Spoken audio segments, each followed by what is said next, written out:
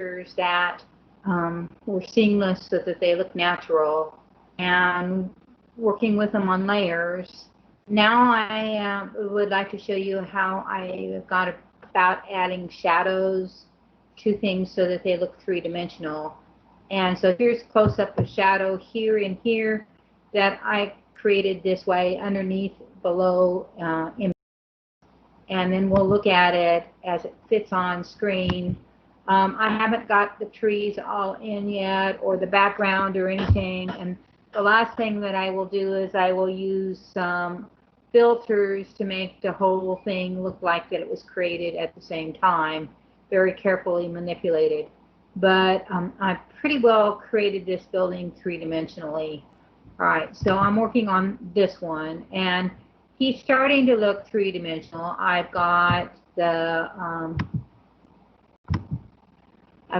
texture and the texture of the roof, and I've just begun to add the shadows to create three-dimensionality, and I have to manipulate them and move them around to get them quite correct. But you can see the difference between this window without shadows and this window with, underneath at least. It helps it look more 3D, and I could work on adding those in pretty much for a long time until I am exactly perfect. But you see my window itself isn't 100% perfect and plumb.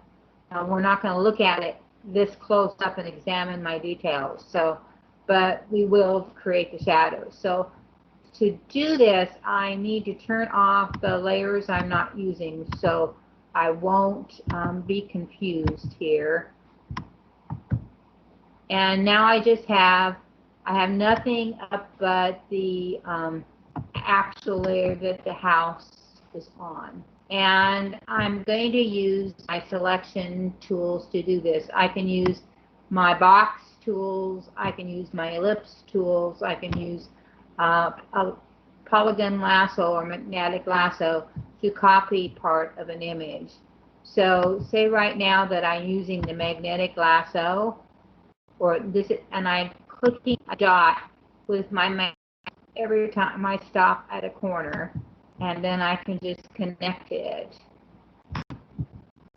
All right, so that's a layer that I can add a dark gray color to, and I'm pretty well using something similar to that, I think. Let's see if I can see my layer here to make sure I have the exact color, because I've been doing other things and I've moved it around.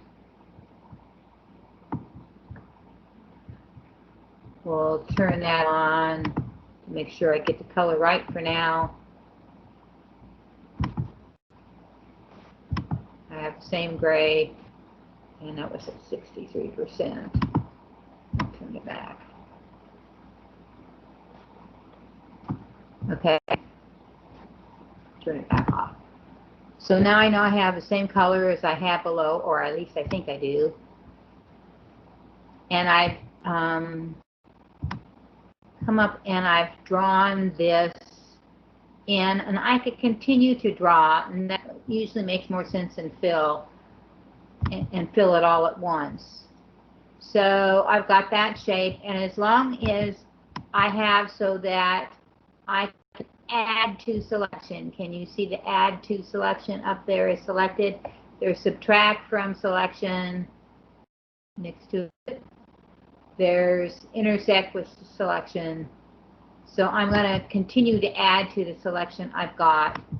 So when I go to put this on a layer by itself, which I will, so that I can blur it,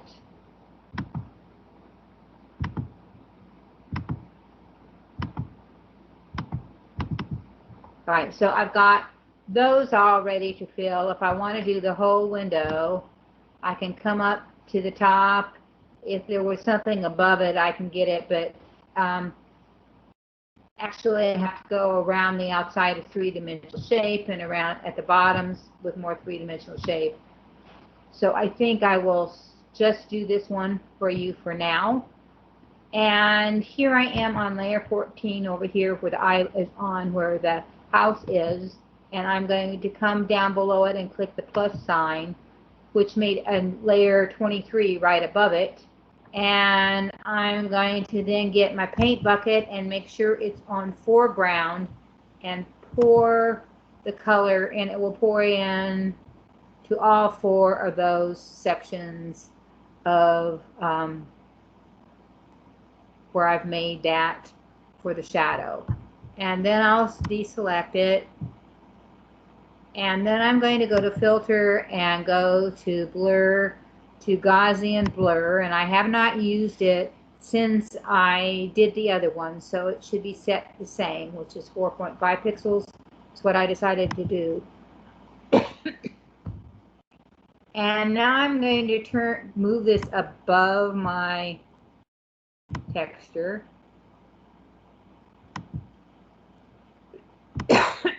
And then I'm going to hit Control, click in the box so it's selected so that I can move it. And I'm going to move it just below. It's the same shape of what I drew because I used the selection tool to copy it. And I'll deselect it. All right, and then what I have been doing is going to linear burn. Okay, and that's creating quite a nice little 3-dimensional shadow underneath it. And I have the opacity set at 70%. So I will set the opacity to 70%.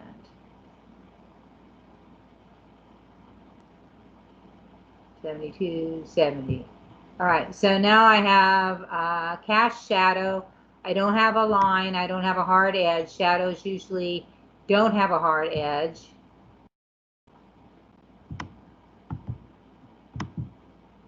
See, there's the one for the window below. And there's the one for the window I just made. So I can compare and make sure that they are looking the same opacity-wise and color-wise. This one is a little bit darker, so I probably finagle it down a little bit more than what was there. And that's it. It all depends on how much 3-dimensionality you're going to draw, and you don't always have to draw it with pencil lines. You see my pencil lines here are dotted. That's because they're already partially transparent. So when I view from whatever distance this is going to view from, probably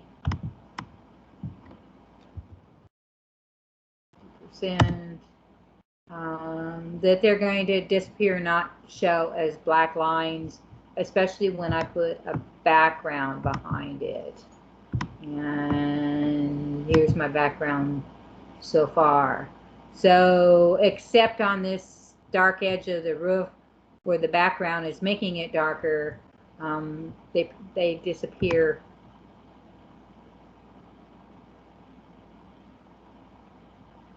And I may have to put a layer right behind the house that's gray as well so that they'll disappear more, because right now they're picking up the background color. And that's it. That if you want to continue to play with your architecture and creating realistic looking Photoshop, digital media,